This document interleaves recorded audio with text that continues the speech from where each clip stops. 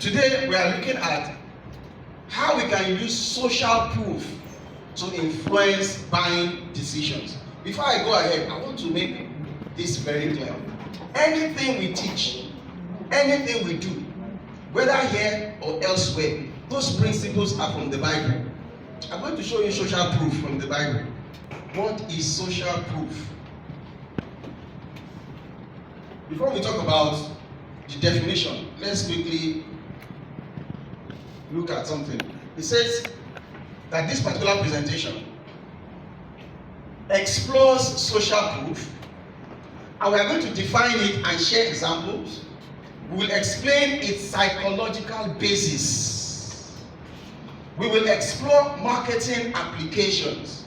Tips for effective use will be provided. Ethical consideration will also be discussed. Finally, we will review social proof case studies. Underline the word psychological basis. In marketing, we use psychology. In marketing, we use what? Psychology. Psychology is important in business. The psychology of doing business and winning in the battle of business. So social proof was gotten out of psychology. They studied human behavior. Even economics is not the study of anything else than the behavior of people. How people will behave when there's a certain circumstance. If I increase the price, what will people do? They will keep buying? No. If I reduce the price, more people will buy. I'm going to show us a particular example why social proof is very important in Nigeria. And you should please, because of the culture of our people follow social proof a lot. And if you are a champion of how social proof is done, you will be the greatest realtor in Nigeria. People that are buying real estate, how are they thinking? You need to know how people behave for you to know how to approach them and make them buy your product. Now, social proof is based on an assumption that people make, human beings. They have a certain way of thinking based on assumption. An assumption is not solid knowledge. In fact, assumption is the lowest level of knowledge. Assumption is weak thinking. So people assume that the actions of others are correct. Let me give you an example. If she comes to this place tomorrow with a certain kind of a bag, very beautiful bag,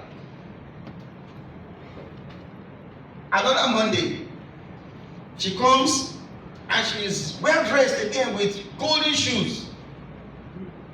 There's an assumption that she's well to do. The next thing is somebody will approach her and say, where did you buy the bag? Where did you buy the shoe? And then she says, I bought it at Zenithal stores, for example. That person believes that for the fact that she always dresses well, wherever she buys her stuff is where I should also buy my stuff. Especially if, forget price, especially if that thing is something that benefits that person. Let me explain. If somebody buys property from you and he tells another person, you know when you say referral, well, how does it happen?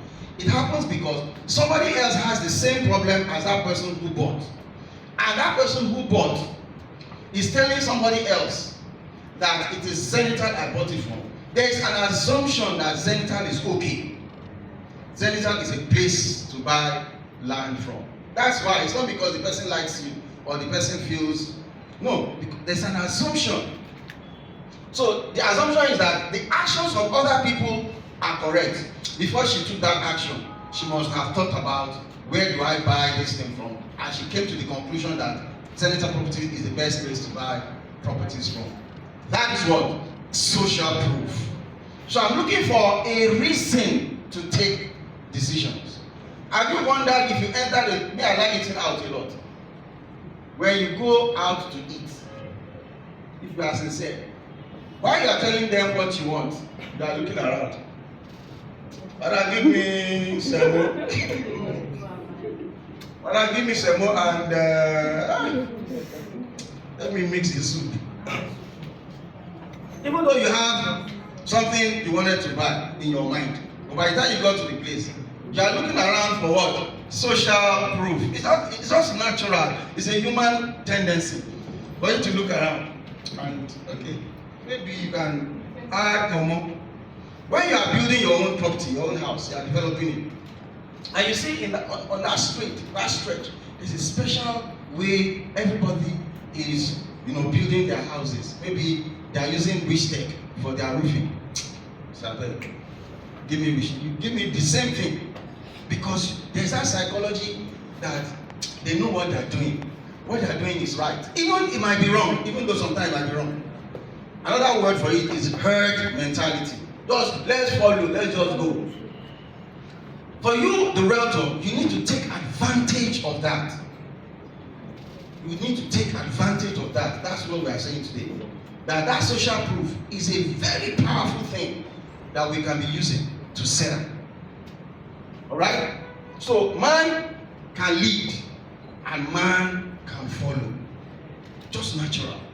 That man always look for leadership, and leadership always gets followership. So when, even in your family, when you do something, others want to do the same. Say, I learned this person has bought a property. Me too, I want to buy. Please, where did you buy yours from? Zenithal. He won't even ask you. Don't say, oh, Zenithal, where is the office? How did you do it? He won't ask you so many questions, because he trusts you that you have taken the right decision. So he does do what? Follow you.